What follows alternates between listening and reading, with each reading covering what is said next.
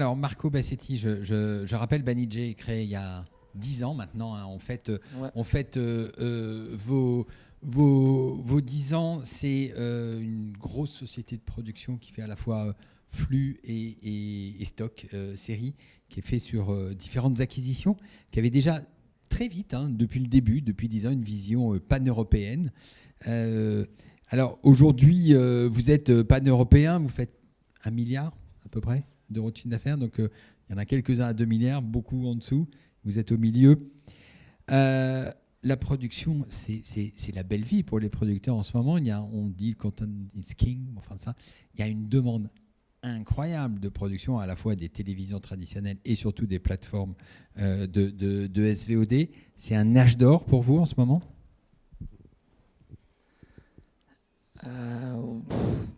Oui, peut-être qu'on peut considérer qu'il est un âge d'or.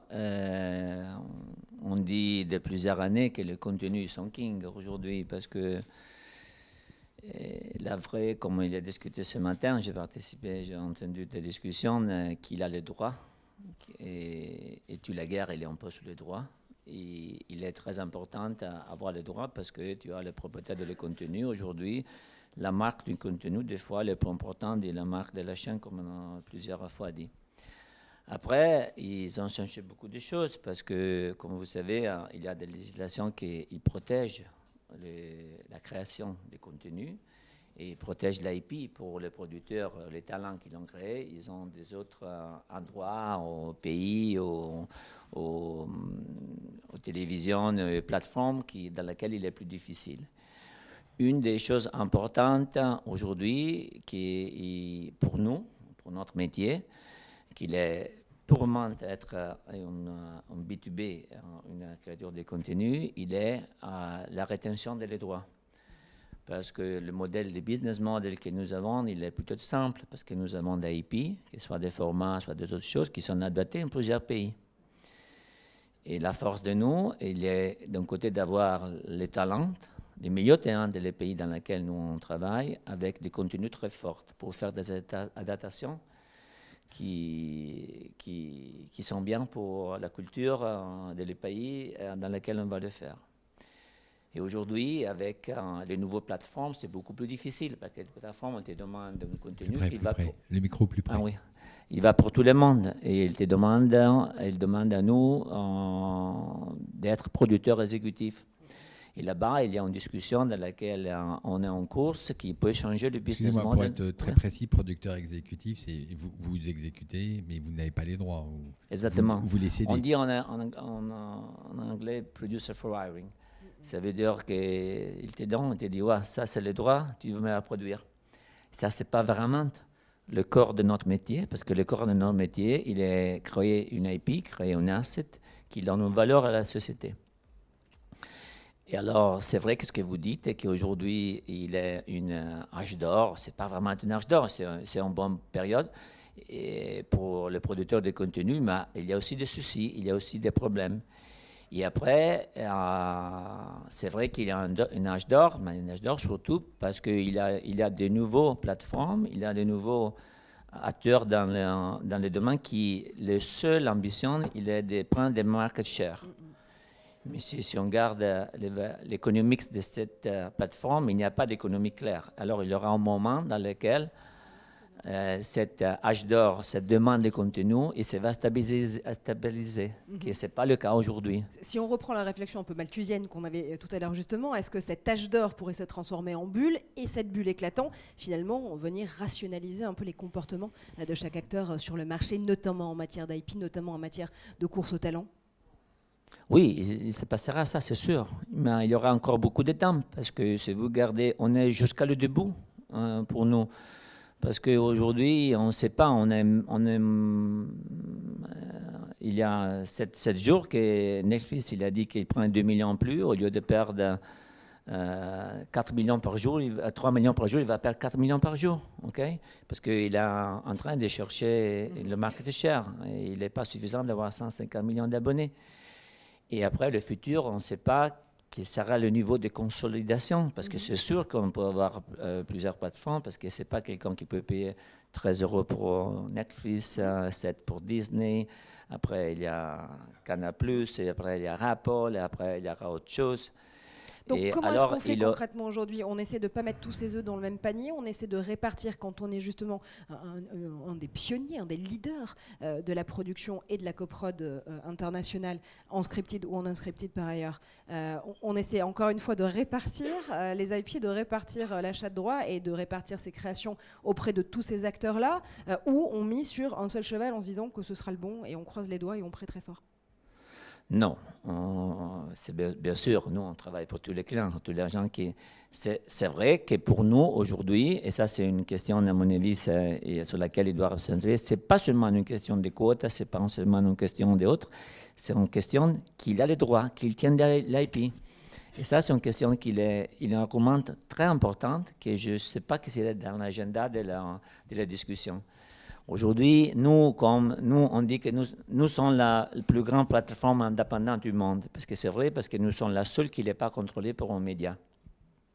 On a Vivendi dans notre capitale, qui détient un peu moins de 30%, mais nous ne sommes pas contrôlés. Tous les autres dans notre industrie, ils sont contrôlés par un grand acteur de médias.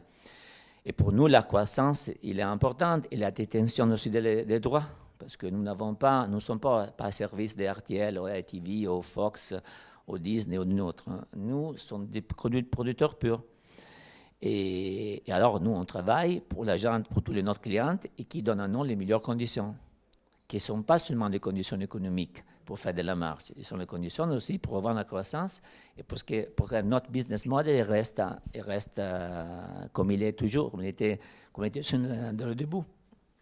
Alors, face aux plateformes gigantesques, et on les a égrenées ce matin et on va continuer, Netflix, Apple, Disney, Warner Media, les producteurs se regroupent, il y a un phénomène de concentration énorme. On prête à Banijay l'ambition de racheter ni plus ni moins que Shine & Endemol, premier producteur mondial. Est-ce que c'est une nécessité? Est-ce que Shine & Endemol, comme vous, a des droits et permettra d'avoir effectivement un catalogue suffisamment fort d'IP, comme vous dites, pour être en position de force pour négocier avec les plateformes?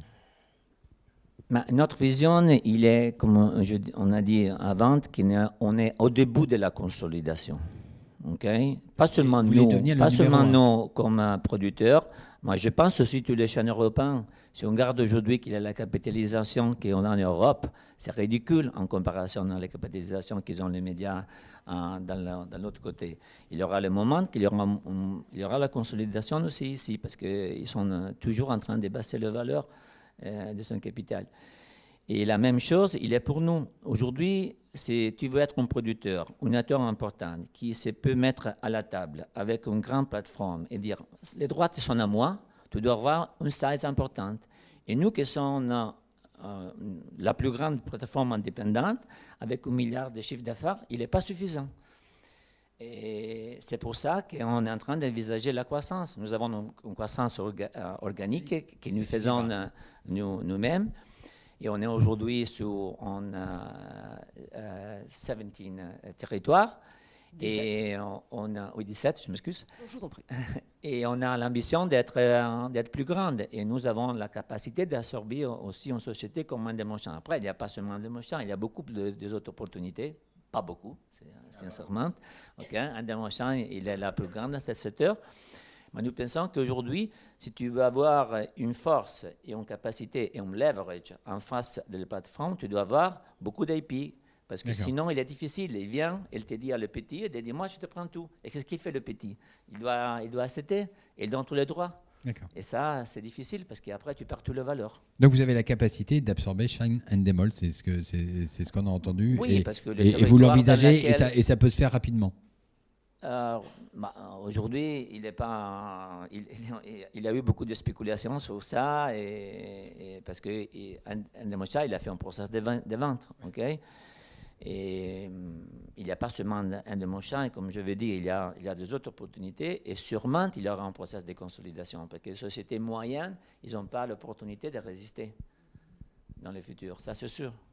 Donc c'est bien la taille qui compte et surtout le fait de pouvoir contrôler l'IP, encore une fois, et d'être vraiment propriétaire de ces talents-là, de ces marques fortes, pour pouvoir ensuite les essaimer sur une chaîne, évidemment, de fenêtres d'exploitation.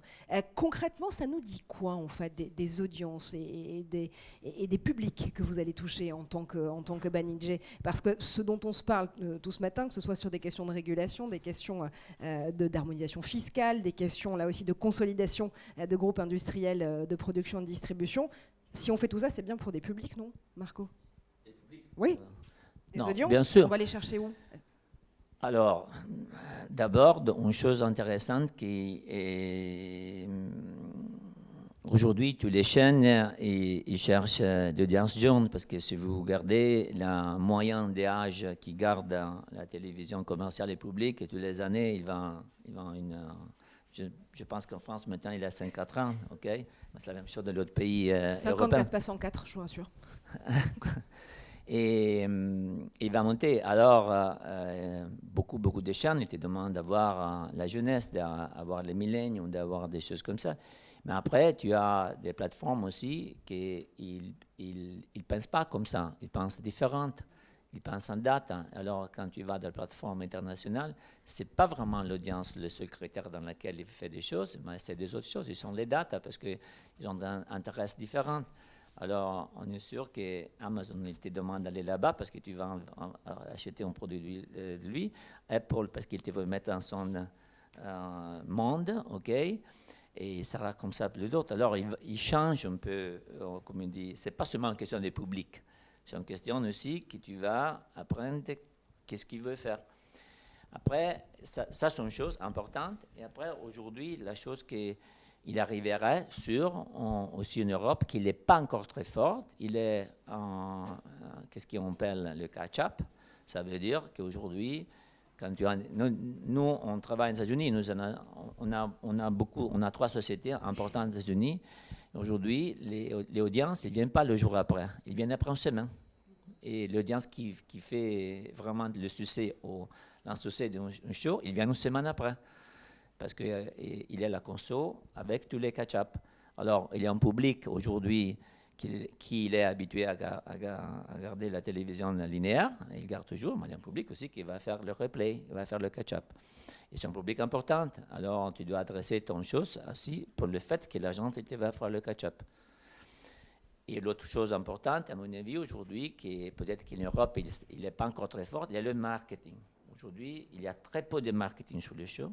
Et avec une partialisation, une diffusion des chaînes et beaucoup de contenus qui vont à l'antenne en même temps, on arrivera à avoir, pas comme Times Square, qu'il y a 15 affichants sur les nouveaux shows qui viennent à l'antenne, mais il y aura beaucoup plus de marketing. Ça, c'est une chose que nous, producteurs, dans laquelle on doit être protagonistes, parce qu'aujourd'hui, les chaînes ne sont pas encore là-bas. Marco Bassetti, ou la bataille de l'IP. Merci infiniment d'avoir été avec nous et d'avoir donné cette perspective sur ce beau métier de producteur.